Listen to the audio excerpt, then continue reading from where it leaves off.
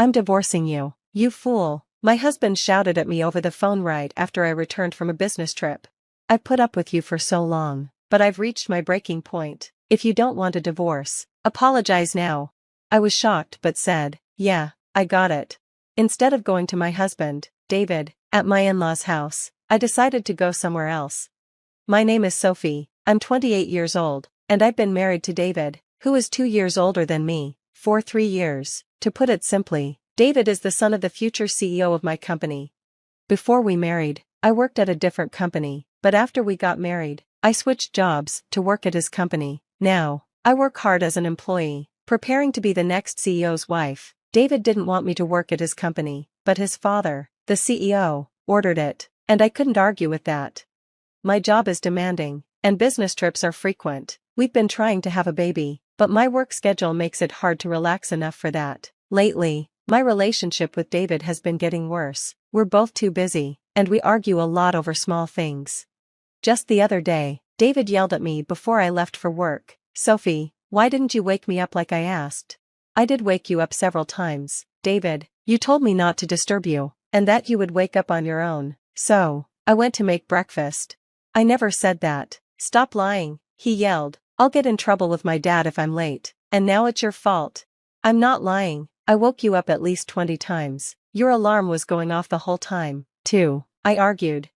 I tried to tolerate his irrational scolding, but I finally started pushing back. It led to a huge fight where he said he wanted a divorce. Our in-laws stepped in and helped us avoid a big breakup, but I was getting tired of him throwing around the word divorce over every little problem. One day, while I was getting ready for another business trip, David looked at me with a sad expression. Hey Sophie, off on another trip? He wasn't happy about how often I went on business trips and kept calling them trips. It's not just a trip, it's a business trip. Why do you keep making me say that? I replied, frustrated. Must be nice, always going on trips and leaving all the housework for me. You're probably just sightseeing while I do everything at home, he said. That's enough, I snapped. This is for your company, why can't you just accept it's a business trip? David complained. I can't imagine what it's like to be a rookie, going on trips and doing nothing useful. It's basically a vacation for you. I was really upset. What's wrong with you? Can't you tell the difference between a trip and a business trip? David responded, well, it's true, isn't it? You say I'm stuck with the chores, but you never do anything at home when I'm away. You just leave everything for me. When I'm not home for work, David never does anything around the house. He orders takeout, leaves the laundry piling up, and doesn't even take out the garbage. His laziness makes everything even more stressful, and the divorce threats are just a reflection of his attitude. Even though we both work and spend the same amount of time on our jobs, all the housework is left to me. On top of that, David acts so superior and controlling, which I couldn't stand. Trying to talk to him about it is useless, because he never admits to his mistakes. Instead, he always blames me. As I silently continued getting ready for my business trip, David started yelling again. The future CEO's wife shouldn't be so casual about business trips. If you're not firm like me, the other employees will walk all over you. Exactly, because I'm becoming the future CEO's wife, I have to learn the job and meet with clients. That's why I'm working so hard, I replied. David continued. We live this good life because I'm the son of the CEO. You should listen to me more since it's thanks to me. I couldn't take it anymore. What are you talking about? The company is doing well because of the employees who work hard. Instead of acting like you're so great because you're the CEO's son, you should work harder. David's face turned red with anger. What did you say? What do you mean work harder? I replied, the other day, I heard employees gossiping about you. They said you always push overtime on others, dump tasks on them, and constantly complain. What? Who said that? I'll fire them immediately, David yelled. That's not the point, I said. How can you not see that you're the one at fault? You're only using your father's name. David's eyes widened with anger, and he roughly grabbed my bangs. Don't get too full of yourself. Who do you think got you this job at this company, huh? Ow, let go, I yelled. You're only working at this prestigious company because you married me, got it? He shouted. I was shocked. I've told you many times, I can't avoid this business trip. It's for work. David snapped. Shut up, don't talk back. You married me, so you should just listen to what I say. Suddenly, he let go of my hair, and I fell back onto the floor. If this argument continued, it would probably lead to another divorce scare. So, I forced David out of the room and went back to getting ready for my trip. When I get back, I'll have to clean up a whole week's worth of housework that David has ignored. I'm sure the floor will be covered with clothes again, and the trash won't be taken out. Just thinking about it made me feel exhausted even before my trip. The next day, I went on the business trip as planned. I focused on my work and didn't let personal feelings get in the way. When I came home after a week, I couldn't believe what I saw. "Welcome home," I said, walking inside. The house was spotless, there wasn't a speck of dust anywhere. It looked just like it did the day I left for my trip. I thought, thank goodness, maybe David has finally understood my feelings. It seemed like he had changed and worked hard on the housework. Just as I started feeling relieved that my husband was finally helping, I saw the divorce papers on the table. "What's this?" I said in shock. Next to the papers was a note that said, "I'm going back to my parents' place, we're getting a divorce." Panicking, I called David, and he answered right away. "Did you read the divorce papers?" he asked, sounding casual. His tone annoyed me, and I snapped back, "Wait, are you serious about divorcing me? Obviously, you'd be in trouble if I divorced you, right?" he said, sounding unconcerned. "Don't just casually talk about divorce," I told him. Then David said smugly, "If you want to go that far, I'll set some conditions. If you stop neglecting the housework and listen to me, I might consider withdrawing the divorce, but of course, no more trips for you." I was furious. "What? It wasn't a trip. It was work," David interrupted. "Are you talking back? If so, I'm divorcing you. You're such a nag." "A nag?" I said, stunned. He can't even do anything around the house himself, and he calls me a nag? If he wanted a divorce, I was ready for it too. "Got it. If you don't want a divorce, come and apologize now," he demanded. I held back the urge to give in and replied calmly, "Okay, I understand. You should have done what I told you from the start. Now come quickly," he said before hanging up. Instead of going to my in-laws' house where David was, I left the house and went to City Hall. I went to City Hall to submit the divorce papers, and they were accepted without any issues. I was officially single again. 3 hours later, while I was packing up at home, my ex-husband and his mother showed up. They were probably getting impatient since I hadn't gone to their house. As soon as they saw me, they started throwing insults at me. "How long are you going to keep me waiting?" my ex-husband yelled. "That's right, you're a failure as a wife, and here you are, out having fun instead of looking after David," his mother added. I replied, "How old is David? He's older than me, isn't he?" Their faces turned angry. "Shut up, stop being stubborn and apologize quickly. We'll really get a divorce if you don't," my ex-husband shouted. "You'll be the one in trouble if we get divorced. Sophie, you could have been the wife of the future president of the company. Are you okay with that attitude?" his mother added. "And if you divorce me, you'll lose this lavish lifestyle. Are you okay with that?" my ex-husband asked.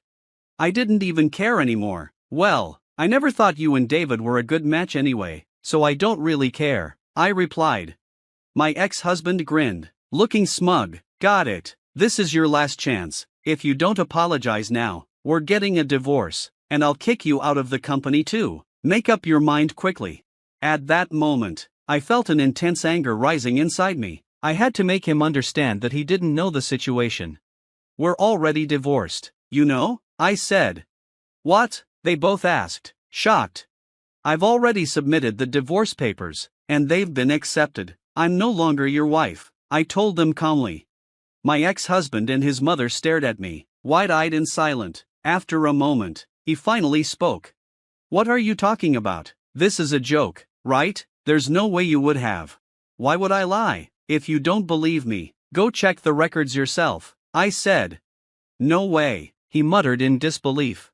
Then his mother, who had been listening quietly, suddenly screamed, "Wait, Sophie, what have you done? You've put a divorce on David's record, our future CEO. It was your son who handed me the divorce papers first. All I did was submit them," I said coldly. My ex-mother-in-law quickly responded, "Cancel the divorce immediately. Do you understand? I'm sorry, but once the divorce papers are accepted, they can't be cancelled. Besides, I have no intention of cancelling," I replied firmly. "What?" she asked, shocked. My ex-husband just hung his head. not knowing what to say, ignoring them both. I continued, I've had enough of being ridiculed every time I go on a business trip. I have to balance work and housework every day. To me, you're nothing more than a burden. Please, Sophie, calm down, my ex-husband begged. Calm down? I'm perfectly calm, I snapped. What's the point of being married if it's only a name? All you care about is yourself, isn't it? I didn't mean it like that, he said, but I could see he was nervous. Do you realize you're losing your place as the CEO's wife? He asked, his tone desperate. Are you okay with that? I didn't transfer to your company to become the CEO's wife, I answered. I don't know how much you've been pampered, but I didn't marry you to take care of you. Are you really ready to give up this lifestyle? My ex-husband pressed. If you just wait a little longer, you'd be the CEO's wife. I absolutely refuse to keep being your caretaker, I said, my voice steady. I'm not your mother, just go live your life on your own. My ex-husband looked like he might cry. His mother, taking a turn, stuttered her final threat. What? I asked, not surprised. If you divorce David, you'll lose your job too, she said, trying to scare me. And so what? I replied calmly. What? Both of them gasped. I've already informed your father that I'm quitting the company, I said, watching their faces drop in shock. To confirm my words, my ex-husband started calling his father. After a few rings, his father answered, and he put the call on speaker. Dad, listen to this. Sophie decided to divorce me on her own, he said. Yeah, I heard. She told me she's quitting the company too, his father replied. She's so selfish. Can't you fire her immediately with your CEO powers? Well, I guess I should fire someone ASAP. You, his father said coldly. Instead of reacting like her son, my ex-mother-in-law confronted her husband, my father-in-law. What do you mean by that? She asked, clearly upset. There's nothing to explain. David's a nuisance who contributes nothing to the company. I'm disappointed in his work ethic, he said. What? How can you suddenly say that about our son? She protested. Quiet, he snapped at her. Turning to David, my father-in-law continued, your work performance is poor. You use the company's supplies without permission, make advances on female employees, and complain about the company cafeteria. You're just no good. Do you think I don't know you're being called incompetent by your subordinates? David started to argue, but his father cut him off, saying, I can't cover for you anymore, even though you're my son. You're not getting a free ride just because you're the boss's son. David tried to defend himself, but my father-in-law said, the only thing I can commend you for is marrying a capable wife. Sophie will continue to work for the company, but you're fired, David. David's eyes widened in shock, but my father-in-law kept going, unaffected by his son's reaction. Unlike you, Sophie is meticulous in her work. She brings in a lot of contracts and is highly regarded by our clients. Many companies have contracted with us because of her. David tried to argue, saying Sophie was just assigned to business trips because she was new, but my father-in-law shot that down, saying, we send Sophie on more business trips because we trust her, not because she's a newbie. You were making fun of her, calling it a vacation, weren't you? David protested, but my father-in-law had had enough. Let me tell you something, there's no home for you to return to until you become independent. Never come back to this house, got it? David, in disbelief, said, no, no way. And just like that, my ex-husband was disowned by his father, lost his job, and couldn't even return to his parents' house. His mother tried to defend him, but my father-in-law told her, it's because you spoiled him, and gave her a divorce notice as well. They ended up using up their savings to rent an apartment but couldn't find any work. Their unemployment continued. I still get messages from my ex-husband, Sophie, I was wrong. I won't make fun of you anymore. I promise I'll take care of myself. Please come back. I can't take it anymore. Help me. He was so persistent that I eventually blocked his number. I didn't want to deal with that mama's boy anymore. Meanwhile, I'm still working hard at the company under my father-in-law, who is now the CEO. I have my own team, and I'm having a fulfilling time at work. It's great because my father-in-law is a supportive boss. From now on, I want to focus on my own goals and not be trapped by meaningless family relationships.